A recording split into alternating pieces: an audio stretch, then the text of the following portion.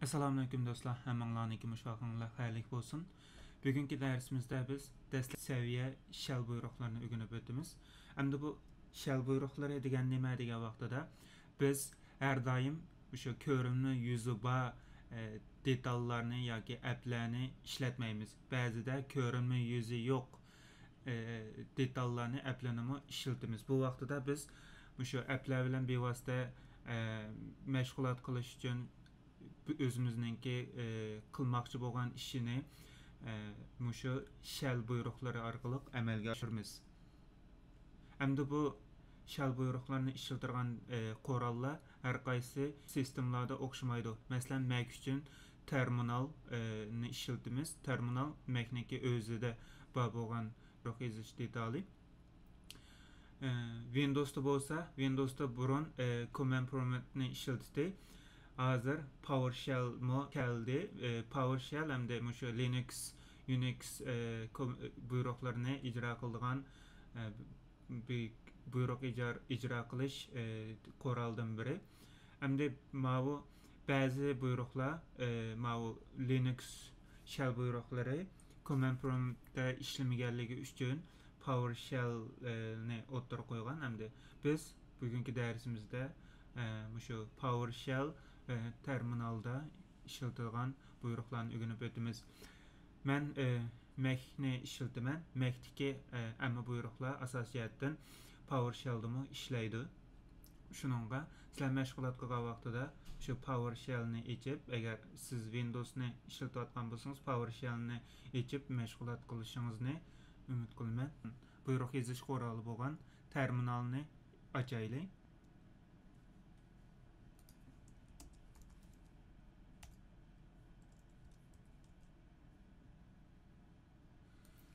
Mana terminal açıldı.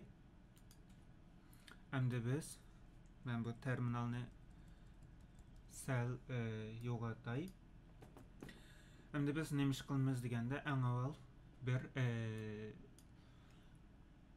kodlardan biri bo'lgan mushu cd buyrug'ini o'rganamiz. cd buyrug'i degan nima degan vaqtida bu mushu change director deydi, ya'ni bir hujjat xaltasidan boshqa bir hujjat xaltasiga yetkaziladigan buyruq. Masalan, biz desktop degan mavu hujjat xaltasining ichida bo'lgan bo'lsak, bu hujjat xaltasining ichidan boshqa bir hujjat xaltasiga kirmoqchi bo'lsak, masalan, desktop bir, ya'ni mushu cho'ng desktopdan desktop 1'ning ichiga kirmoqchi bo'lsak, cd buyrug'ini ishlatamiz. Endi ls deydigan bir buyruq bor. Bu endi list, ya'ni mushu siz turayotgan hujjat xaltasining ichidagi barliq hujjatlarni bizga ko'rsatib berdi. Undaqda biz avval cd degan buyruqni ishlataylik. cd buyruqni ishlatish uchun biz o'zimizninki qayerda ekanligini bilishimiz kerak. Shuning uchun buningga pwd deydigan bir buyruq yozilgan. Bu buyruq sizninki qaysi hujjat xaltasida yoki qayerda ekanligingizni ko'rsatib berdi. Qarsak, men mushu mobil texnology degan qo'llanıcı ishlatgichininki ichida ekanman. Bunun ichida nima borligini bilish uchun ls, ya'ni listni bosdik. Listni bossak bizga mushu ishlatgichininki ichidagi hujjat xaltalarini bizga ko'rsatdi. ls buyruq orqali. Endi biz bu orqali cd degan change director, ya'ni bir hujjat xaltasidan yana bir hujjat xaltasiga kiramiz. Buni besish uchun cd'ni bosdik. Anandan keyin hujjat xaltasining ismini bosamiz. Masalan, desktop. cd desktop deb bossam, meni mushu desktopning ichiga akirdi. Qaraydigan bo'lsak, desktopning ichida. Buni biz ls deb bossak, lsning ichida bizga mushu desktop va keynote deb ikki hujjat xaltasi bor ekan. Biz buning ichidagi desktopning ichiga kirmoqchi bo'lsak, cd desktop deb bossak, hozir desktopning ichiga kirdik. Desktopning ichida desktop 1 deydigan hujjat xaltasi bor edi. Endi biz mushu hujjat xaltasining ichida, endi biz mushu desktopning ichida turib boshqa bir hujjat xaltasi qurmoqchi bo'lsak qanday qilamiz degan vaqtida buningga Mac ya'ni Mac Director ninki qisqartirilmasi mkdir degan buyruq yozilgan. Buni besib bo'shliq anandan keyin hujjat xaltasining ismini bosamiz.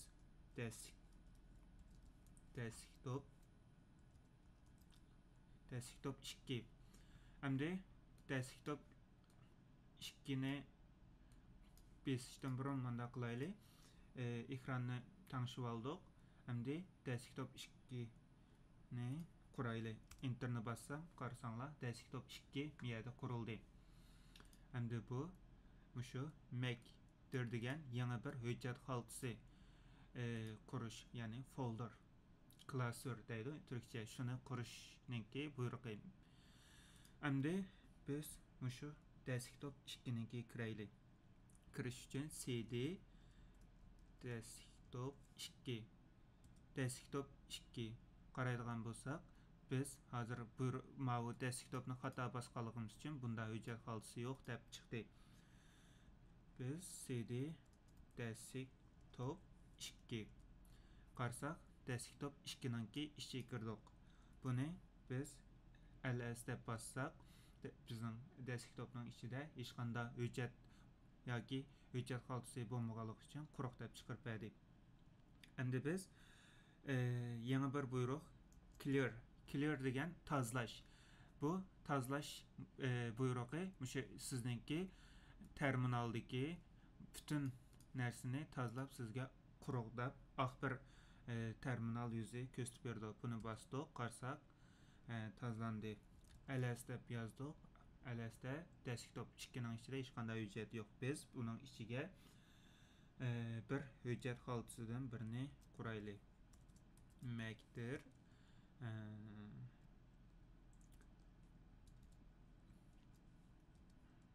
maktab deb qurdim. Endi ls deb bossak, maktab degan hujjat xaltasi qurildi. Endi biz mushu maktab deganni o'chirib o'taylik. Ya'ni maktab degan bir hujjat xaltasini o'chiraylik. Bu hujjat xaltasini o'chirish uchun biz qaysi buyruqni ishlatamiz degan vaqtida remove or maktab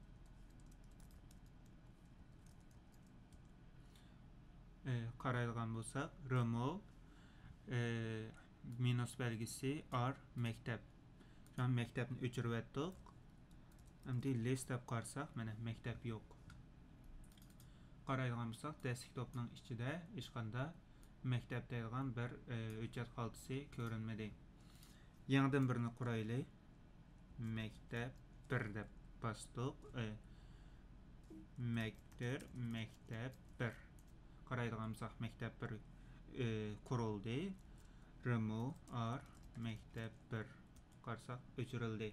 Bu mushu hujjat xaltasini o'chirishninki bir buyrug'i. Endi biz buning ichiga hujjatdan birini quraylik. Masalan, touch masalan maktab touch deb qurildi. Touch masalan hello.txt deb bir hujjat xaltasini qurdik. Qarsak hello.txt deb ochildi. Endi biz bu hujjat xaltasini ochish uchun open hello.txt qaraydigan bo'lsak, mana bizga open degan mushu hujjat xaltasini ochishni ko'rsatdi. Qaraydigan bo'lsak, salom do'stlar, yaxshimisizlar deb yozdik. Yozib buni save qildik. Qaraydigan bo'lsak, hujjat xaltasini biz hujjatni saqlab bo'ldik. Buni o'chirib o'taylik. Endi buni o'qish uchun cat deydigan bir buyruq bor. Cat hello .txt deb bassak, mana bizga mushu hujjat xaltasidagi hujjatninki ichidagi, ya'ni fayl deydi, hujjatning ichidagi mazmunni bizga mushu cat buyrug'i orqali ko'rsatib berdi. Bu mushu yozilgan bir hujjatni ichib berish.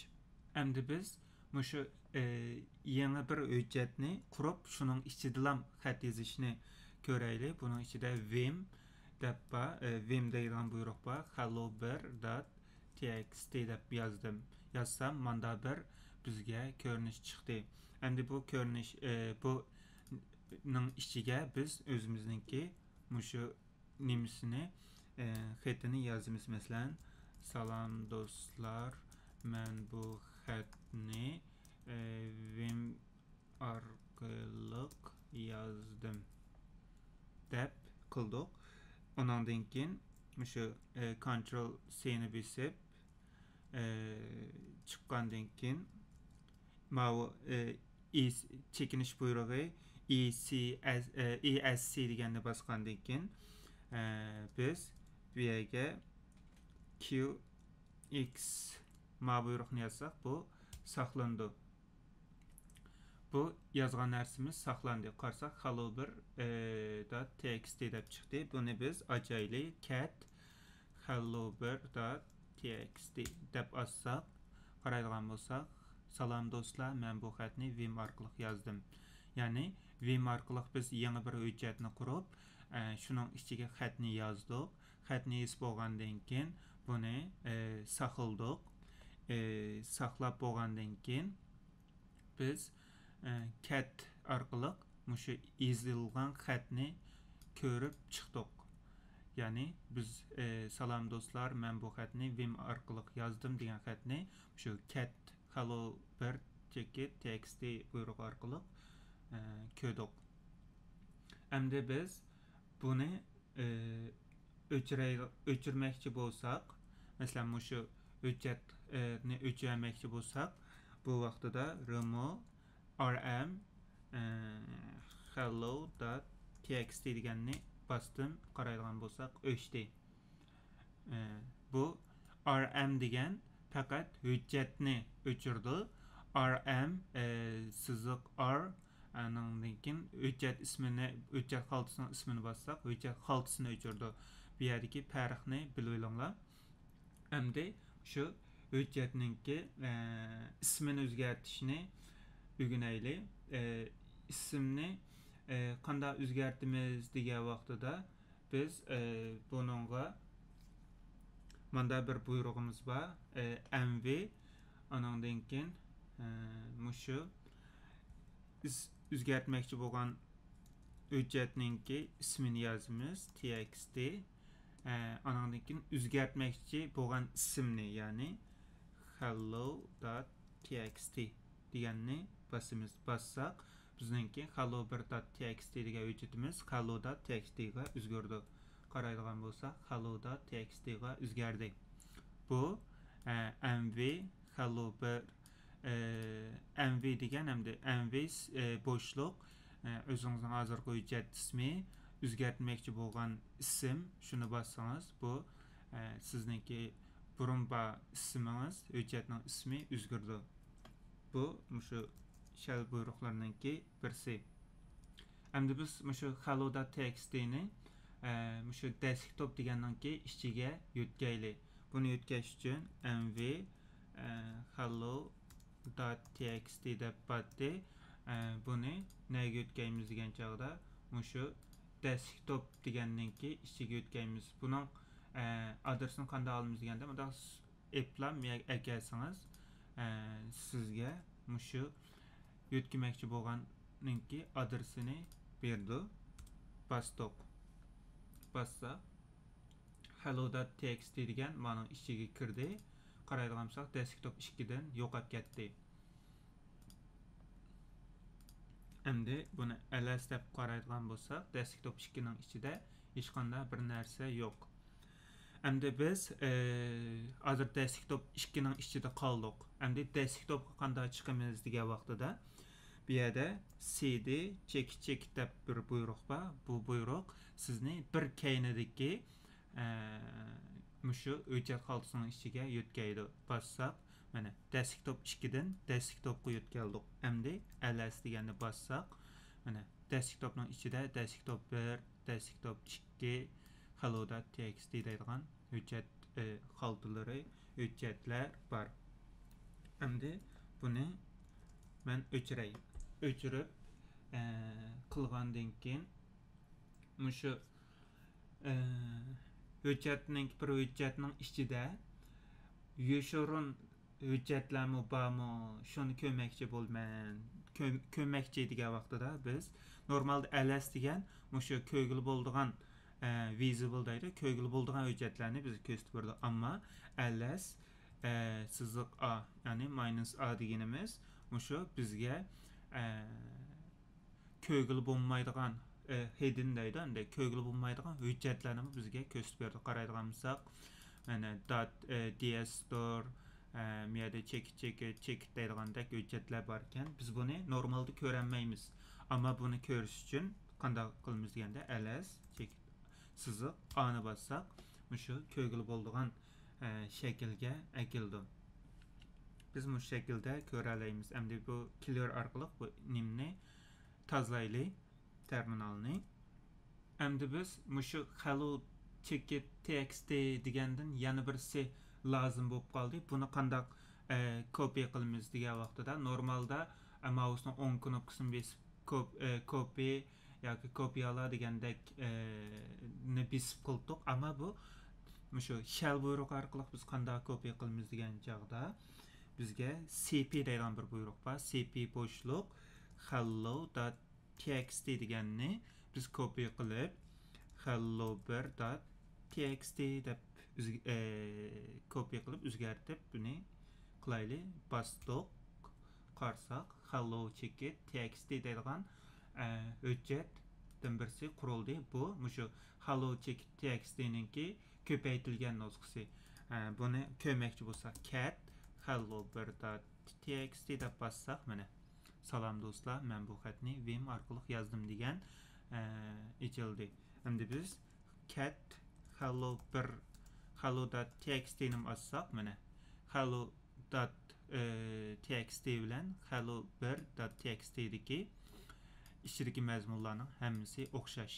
Bu cp copy'niki qisqartma cp degan cp asldagi hujjat, undan keyin ko'paytirilmoqchi bo'lgan hujjat ismini yangidan berilgan ismni yoziblam enterni bassaq, bizga mushu hujjatni ko'paytib berdi. Endi buni tozlaylik. Endi biz mushu burun qanday buyruqlarni ishlatganligimizni qanday ko'ramiz degan vaqtida history deb bir buyruq bor.